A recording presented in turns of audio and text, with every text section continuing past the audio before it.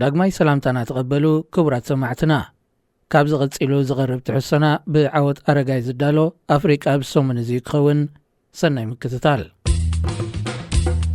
እዚ ድምፂ ራድዮ ኤረና እዩ።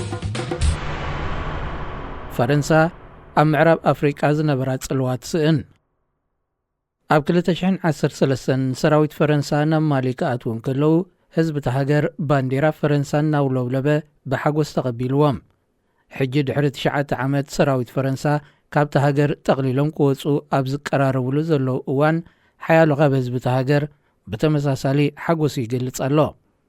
እንተኾነ ገለ ክፋል ሕብረተሰብ ማሊ መጀመርያ ባንዴራ ፈረንሳ ዘውለብልብ ዝነበረ ኣብዚ ሕጂ እዋን ግን በንጻሩ ባንዴራ ሩስያ ብምሓዝ ኣብ ልዕሊ ፈረንሳ ዘለዎ ጽልኢ ብምንጽብራቕዩ ንሰራዊት ፈረንሳ ዝፋነዎም ዘሎ። ጉዳይ ማሊ ንምንታይ ኣብ ከምዚ ደረጃ ወዲቑ ንምርዳእ ንድሕሪት ምልስ ምባል የድሊ።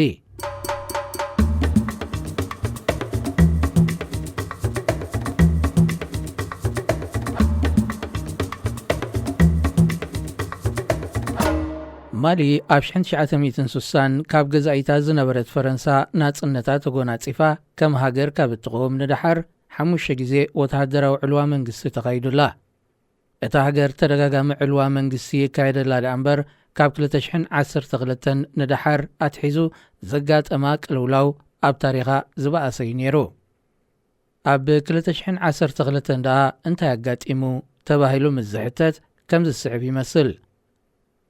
ማሊ ጂኦግራፊካዊ ቀማምጣ ኣብ ክልተ ዝተፈላለየ ክሊማዊ ፍልልይ ዘለዎ ማለት ደቡባዊ ክፋላ ኣብ ከባቢ ፈለግ ኒጀር ዝርከብ ኣብ ርእሲ ምዃኑ ትሮፒካዊ ዝናብ ዝረክብ ልሙዕ መሬት ሰሜናዊ ክፋላ ድማ ኣብ ሳሕለ ሰሃራ ዝርከብ ኮይኑ ድሩቕን እኹል ማይ ዘይረክብን ከባቢ እዩ። ደቡባዊ ክፋል ብቀጠልያ ማሊ ክፍለጥ እንከሎ 90% ካብ ጠቕላላ ህዝቢ ማሊ ኣብኡ ይቕመጥ። ባምባራ፣ ፉላኒ፣ ሶኑፎ፣ ማሊንከንን ካልኦትን ዝበሃሉ ብሕርሻ ዝነባበሩ ጸለምቲ ኣፍሪቃውያን ብሄራትን ቀቢላታትን ዝቕመጥዎ ክኸውን እንከሎ ሰሜናዊ ክፋል ድማ ሰበኽ ሳግማውያን ኣህዛብ ጠዋረግ ከምውን ንኡስ ክፋል ይዕረብን ይነብርዎ። ኣብ ሰሜናዊ ክፋል ተሃገር ዝርከቡ ጠዋረግ ንዝተናውሐ ግዜ ካብ ማእከላይ መንግስቲ ኣቓልቦ ከም ዘይረኽቡን ዞቦኦም ካብ ምዕባለ ትሕተ ቅርፂ ከም እተገለለን ኣብ መነባብሮኦም ዝኾነ ምምሕያሽ ከም ዘይተገብረን ኩሉ ግዜ ምስ ኣማረሩ እዮም። ናይ ሰበኽ ሳግም ቅዲ መነባብሮ ዝኽተሉ ጠዋረግ ኣብ ሰፊሕ መሬት ሳሕለ ሰሃራ ካብ ናብን እናተመላለሱ እዮም መነባብሮኦም ዘካይዱ። ገለ ኣባላት ሕብረተሰብ ጠዋረግ ናብ ሊብያ ብምኻድ ወተሃደራት ኮይኖም ክኽተቡ እንከለዉ እሙናት ዓሳክር መራሒ ሊብያ ነበር ሙዓመር አልቀዛፊ ክኾኑ በቂዖም ነይሮም። ገለ ድማ አልቀዛፊ ተቃውሞም ሰጋጠሞ ክሕግዝዎ ኢሎም ናብ ሊብያ ዝሰገሩ ነይሮም። እንተኾነ ኣብ 2011 ሙዓመር አልቀዛፊ ካብ ስልጣኑ ድሕሪ ምእላዩ 10ታት ኣሽሓት ግቡእ ወተሃደራዊ ታዕሊም ዝወሰዱን ብፎኪስን ከቢድን ሙሉእ ኣጽዋር ዝዓጠቑን ጠዋረግ ናብ ሰሜናዊ ክፋል ማሊ ተመሊሶም ኣይጸንሑን። ዕጡቓት ጠዋረግ ምንቅስቓስ ሓርነት ኣዛዋድ ዝብል ጉጅለ ብምምስራት ሰሜናዊ ክፋል ማሊ ሓራ ብምውፃእ ናይ ገዛ ርእሶም ሃገር ኣዛዋድ ክምስርቱ ምንቅስቓስ ጀሚሮም። ነዚ ንምትግባር ኣብቲ ከባቢ ድሮ ክንቀሳቐሱ ምስ ጀሚሮም ዝነበሩ እስላማዊ ምንቅስቓስ ኣዛዋድ፣ ኣልቃዒዳ፣ ኣልመግሪብ፣ ኣንሳር ዲንን ካልኦት ምስ ዝበሃሉ ዕጡቓት ጉጅለታት ብምውህሃድ ኣብ ልዕሊ ሰራዊት ማሊ ሰፊሕ መጥቃዕቲ ጀሚሮም። ሰራዊት ማሊ ምስ ሰራዊት ጠዋረግን ተሓባበርቱን ክወዳደር እንከሎ ኣዝዩ ድኹም እኹል ኣጽዋር ዘይነበሮ ናይ ምውጋእ ሞራል ዘየጥረየ ነይሩ። እዚ ዘይተዋሕጠሉ ሰራዊት ማሊ እቲ ዝረኣየ ድኽመት ዘይምዕሩይ ምሕደራ መንግስቲ ዘኸተሎ እዩ ብምባል ብ21 መጋቢት 2012 ወተሃደራዊ ዕልዋ መንግስቲ ብምክያድ ኣማዱ ቱማኒ ቶሬ ንዝተባህለ ፕረዚደንት ካብ ስልጣን ዓልይዎ።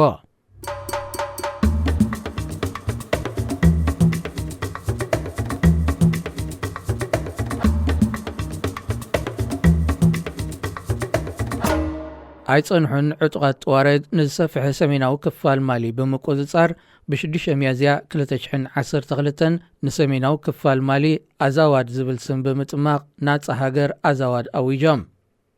ኩነታት ብቕልጡፍ ይቀያየር ብምንባሩ ድሕሪ ምእዋጅ ሃገረ ኣዛዋድ ኣብ ልዕሊ መንግስቲ ዕልዋ ዘካየዱ ሰራዊት ኣብ ተመሳሳሊ መዓልቲ ስልጣን ናብ ሲቪላዊ መሰጋገር መንግስቲ ከሰጋግሩ ተሰማሚዖም። እንተኾነ ሃገረ ኣዛዋድ ዝኣወጁ ዕጡቓት ምንቅስቓስ ሓርነት ኣዛዋድን ኣንሳር ዲንን እቶም ሓደ ሓውሲ ዓለማዊ መንግስቲ እቶም ካልእ ድማ ሙሉእ ሕጊ ሸሪዓ ትኽተል ሃገር ክምስርቱን ክኽተሉን ብምምራጾም ኣብ መንጎ ክልቲኦም ግጭት ተላዒሉ።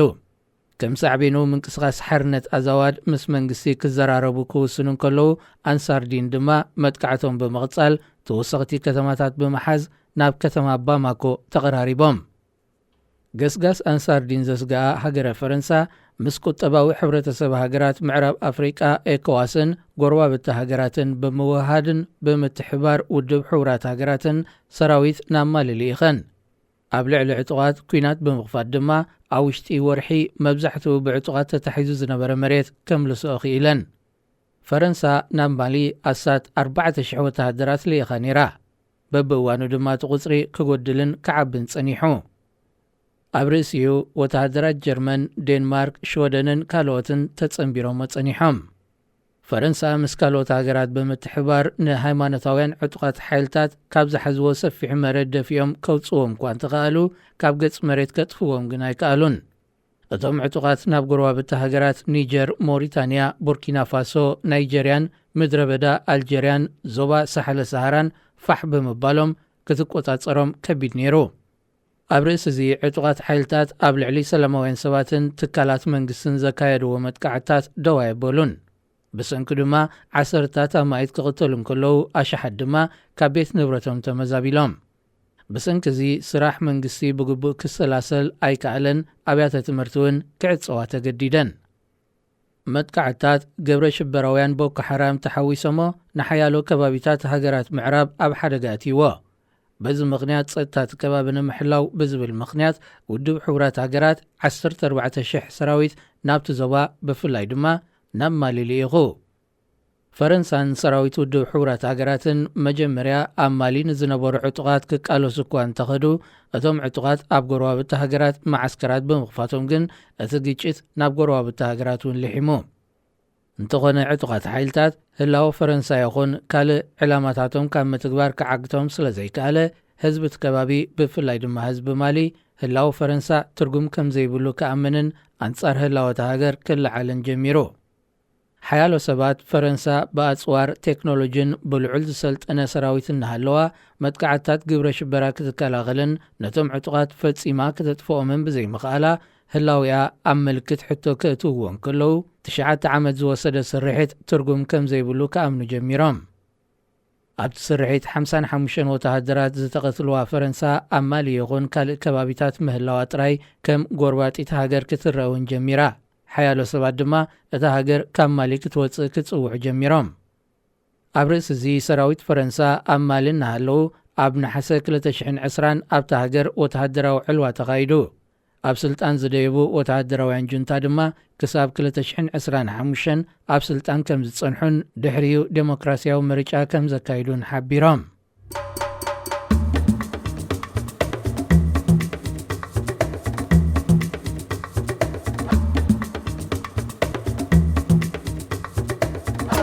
ፈረንሳ ነዚ ናይ 5 ዓመት ምድንጓይ ብምቅዋማ ሰበስልጣን ማሊ ኣምባሳደር ፈረንሳ ካብ ሃገሮም ክወፁ ብምእዛዞም ኣብ መንጎ ዘን ክልተ ሃገራት ዝነበረ ዲፕሎማስያዊ ዝምድና እናላሕላሐ መጺኡ። ፕሬዚደንት ኢማኑኤል ማክሮን ነዚ ኣመልኪቱ ብዝሃቦ መግለጺ ብዕልዋ መንግስቲ ኣብ ስልጣን ምስ ዝደየቡ ጊዜያውያን ሰበስልጣን ሰራዊት ኣኽቲትና ክንሰርሕ ኣይንኽእልን ኢና፣ መጻኢ ዕላምኦም ብንጹር እንታይ ምዃኑ ከይፈለጥና ድማ ክንተሓባበር ኣይንኽእልን ኢና ክብል ሓቢሩ። ወተሃደራውያን ሰበስልጣን ማሊ ፈረንሳ ኣብ መንግስታዊ ሰራርሓ ኢድ ከይተእቱን እንታይ ክገብሩ ከም ዘለዎም ክትነግሮም ከም ዘይብላን እዮም ዝገልጹ። ፈረንሳ ብወገና ኣካይዶኦም ብንጹር ከይፈለጠት ምስኦም ክትቅጽል ከም ዘይትኽእል ይሕብሩ። ፈረንሳ ብተወሳኺ ምስ እስላማውያን ዕጡቓት ሓይልታት ውዕል ሰላም ምክያድ ክትነጽግን ከላ ከም ተቐዲሙ ዝተገልጸ ከተጥፍኦምን ኣይከኣለትን። ኣብ ርእሲ እዚ ወተሃደራውያን ሰበስልጣን ማሊ ዋግነር ንዝተባህለ ተዓሲቡ ዝሰርሕ ሩስያዊ ጉጅለ ጸጥታ ናብ ሃገራ ክተእቱ ዓዲማ።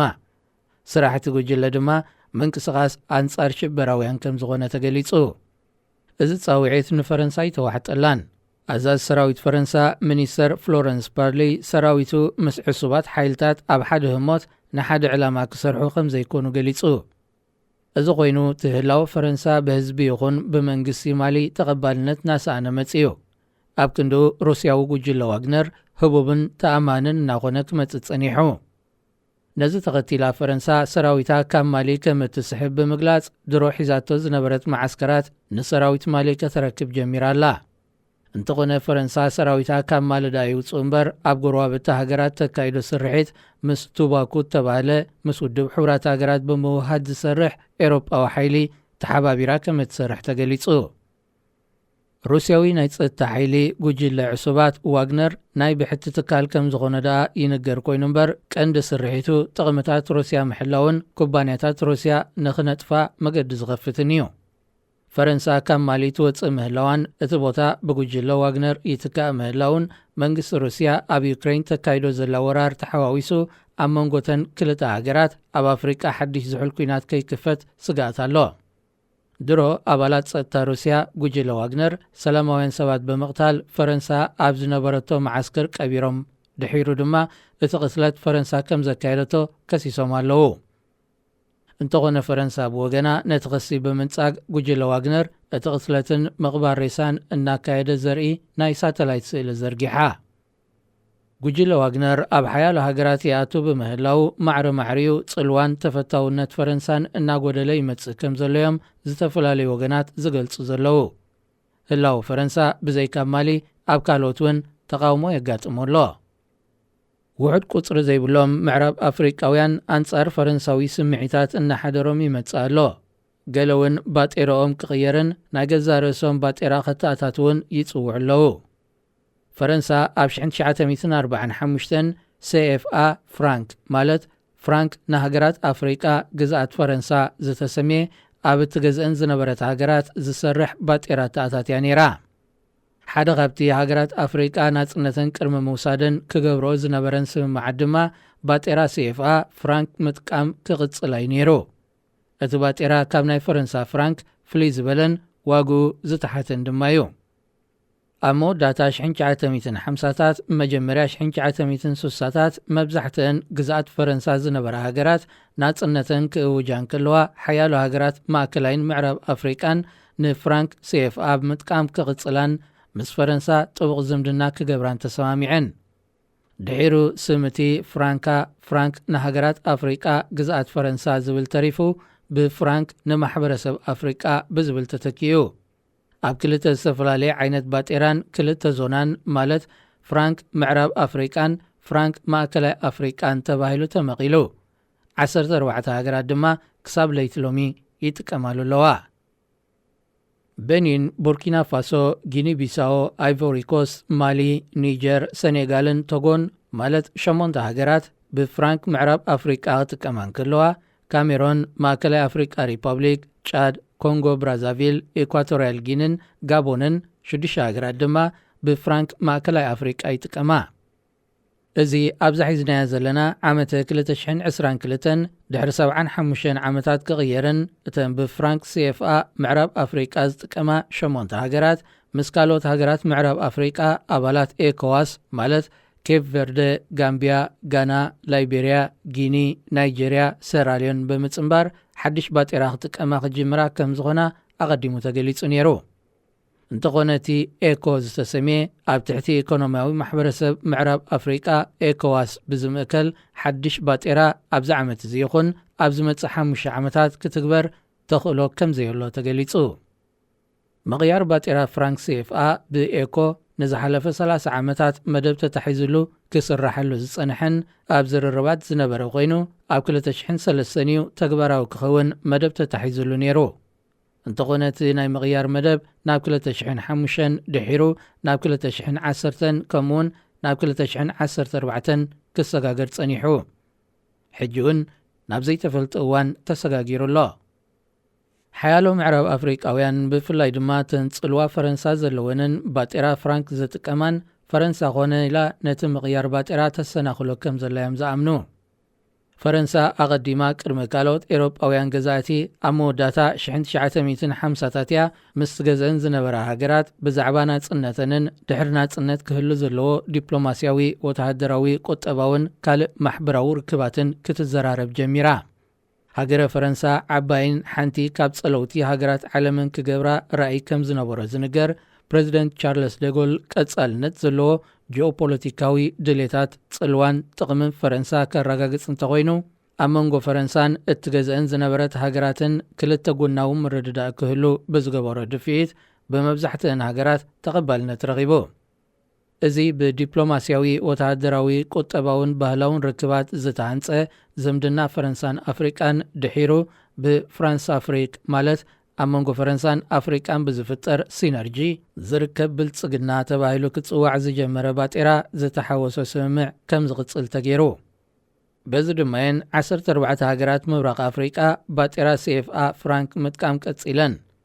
እተን ሃገራት 50% ዕቑር ሃብተን ከምኡውን 20% ንውሕስነት ኣብ ማእከላይ ባንክ ፈረንሳ ከም ዘቐምጦ ዝግደዳ ምዃነን 30% ካብ ገንዘበን ጥራየን ከም ልበን ክጥቀማሉ ዝኽእላ። ኣብ ርእሲ እቲ ባጤራ ዘሕትምን ሙሉእ ናይ ምቁጽጻር ሓላፍነት ዘለዎን ማእከላይ ባንክ ፈረንሳ ብምዃኑን ሃገራት ኣፍሪቃ ኣብ ልዕሊ ባጤራን ዝወሃብ ዝኾነ ይኹን ውሳኔ ሓላፍነት ብህሎ የብለንን።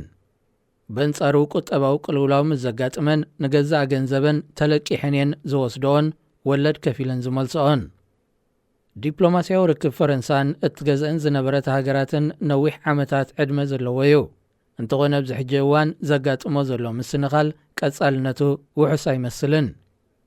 ቅድሚ 2 ዓመታት ኣቢሉ ካሜሩናዊ ጸሓፋይን ናይ ታሪኽ ተመራማርን ኣቺሌ ሙምቤ ፕሬዚደንት ፈረንሳይ ኢማኑኤል ማክሮን ኣብ ምሕዝነት ፈረንሳን ኣፍሪቃን ዘለዋ ርዲኢትን ፖሊስን ብጽሑፍ ነቒፉ ነይሩ። ኣቺሌ ሙምቤ ኣብ ጽሑፉ ኣብ መንጎ ኣፍሪቃን ፈረንሳን ዘሎ ዲፕሎማስያዊ ዝምድና ካብ ናይ መግዛእቲ ግዳይነት ማለት ኣፍሪቃ ግዳይ ካብ ምዃን ሓሊፉ ናብ ወለዶታት ዝተሰጋገረ መዋቕራዊ ቅርጺ ሃገራት ዝሓዘ ከም ዝተሰጋገረ ኢማኑኤል ማክሮን ገና ኣይተረድኦን ዘሎ ክብል ገሊጹ ነይሩ። ኣቺሌ ሙምቤ ነዚ ጽሑፍ ክጽሕፍ ዝተገደደ ፈረንሳ ብፍላይ ድማ ናይ ሕጂ ናይ ኢማኑኤል ማክሮን መንግስቲ ኣብ ልዕሊ ኣፍሪቃ ዘለዎ ራእያ ኣፍሪቃ ከም ግዳይ ፈረንሳ ድማ ከም ሓለቓ ወይ ዝለዕለ ኢድ ዝሓዘት ናይ ኣያነት ስምዒት ዝሓዘ ይመስል ብምንባሩ እዩ። እቲ ነቐፌታ ድማ ፈረንሳ ኣብ ምሕዝነት ምስ ኣፍሪቃ ማዕረ ልዕልና ዘይብሉ ዲፕሎማስያዊ ኣረኣእያ ክህልዋ ከም ዝግባእ ኣተንቢዩ። ፕሬዚደንት ኢማኑኤል ማክሮን ነዚ ነቐፌታ ዝተረድአ ክመስል ብ8 ጥቅምቲ 2021 ኣብ ከተማ መንፖሌ ፈረንሳ ኣብ ዝተኻየደ ናይ ኣፍሪቃ ፈረንሳ ዋዕላ መራሕቲ ሃገራት ዘይኮነ በርጌሳውያን ማሕበራት ሕብረተሰብ ዓዲሙ። ፈረንሳ ነዚ ምስ ግዝኣታት ዝነበራ ሃገራት ማሊን ኣልጀርያን ተቐያይማ ሓያሎ ካብ ግዝኣታት ዝነበራ ድማ ብሩስያ ኣብ ዝጽለዋሉ ዘለዋ እዋን ዝተኻየደ ዋዕላ እታ ሃገር ምስ ኣህጉር ኣፍሪቃ ብፍላይ ድማ ማሕበረሰባትን መንስያትን ዝምድናን ምህናጽ ዘካየደቶ እዩ ነይሩ። ፕሬዚደንታዊ ቤት ጽሕፈት ኢማኑኤል ማክሮን ከም ዝሓበሮ እቲ ዋዕላ ድምፂ መንስያት ንምስማዕ ኣብ ሱታፌ ዜጋታት ላዕለዋይ ትምህርትን ምርምርን ኣብ ምሕዝነትን ሰንዓን ከምኡውን ባህልን ስፖርትን ዘተኮረ ክኸውን እዩ ተመሪጹ። ዝበዝሕ ክፋሉ ኣብ መንጎ መንስያት ኣፍሪቃን ፈረንሳን ድማ እዩ ተኻይዱ።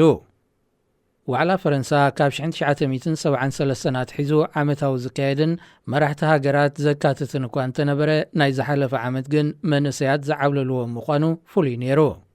ፕሬዚደንት ኢማኑኤል ማክሮን እዚ ዝኾነሉ ምኽንያት መንስያት ሓድሽ መሰረት ንኽሃንጹ ከም ዝሕግዝ ኣብሪሁ። ሓያሎ ተዓዘብቲ ድማ ፈረንሳ ነዚ ዋዕላ ዘካየደት ዘጋጥማ ዘሎ ተነጽሎ ብመንስያት ክትክኦ ብምዕላም ምዃኑ ይግምቱ። ናይ ፈረንሳን ኣፍሪቃን ዲፕሎማስያዊ ዝምድና ንሓያሎ ዓመታት ዝቐጸለ ኮይኑ ኸብቅዕ ኣብ ፕሬዚደንታዊ ምርጫ ኣብ ናይ መጨረሻ ውድድር ዝበጽሑ ኢማኑኤል ማክሮንን የማናዊት ማሪ ለፔንን ኣብ ዘካየድዎ ኽትዕ ጉዳይ ኣፍሪቃ ሓንሳብ ጥራይ ማልዒሎሞ። ንሱ ድማ ብኩነታት ጸጥታ ሳሕለ ሳህራን ስደተኛታትን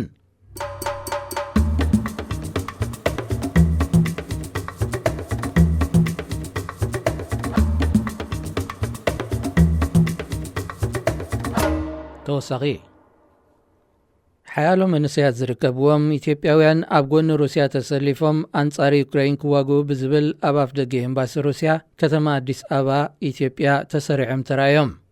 ኤምባሲ ሩስያ ናብ ኩናት ክኸዱ ዝደልዩ ኢትዮጵያውያን ከም ዘድልይዎ እኳ እንተገለጸ ኣብ ኣፍደገ ኮይኖም ኣስማት ዝምዝግቡ ሰባት ብምንባሮም ግና ነሳት 2 ሰሙን ዝቐጸለ ሪጋ ከም ዝነበረን ናብ ኩናት ክኸዱ ናይ ዝደልዩ ሰባት ቁጽሪ እናዓበየ ከም ዝመጸን ማዕከን ዜና ሮይተርስ ሓቢሩ። ቢንያም ወልደ ጻድቕ ዝተባህለ ወዲ 40 ዓመት ንምንታይ ናብ ሩስያ ክኸይድ ከም ዝደለየ ተሓቲቱ ክምልስ እንከሎ ኢትዮጵያዊ ምዃን ዝኾነ መኽሰብ ይኹን ጥቕሚ ከም ዘይረኸበሉ ብሰንኪ እዚ ድማ ናይ ካልእ ሃገር ዜጋ ክኸውን ብምምናይ ናብ ሩስያ ክኸይድ ከም ዝወሰነ ገሊጹ። ገለ ሰባት ሩስያ ናብ ኩናት ዝኸደ ኣሳት $2,000 ከም እትኸፍልን ድሕሪኡ ድማ ናይ ስራሕ ዕድል ክትህብያ ዝብል ወረ ኣብ ፌስቡክ ተናፊሱ ዝሰምዑ መንስያት እውን ነይሮም። እዚ ድምፂ ራድዮ ኤረና እዩ።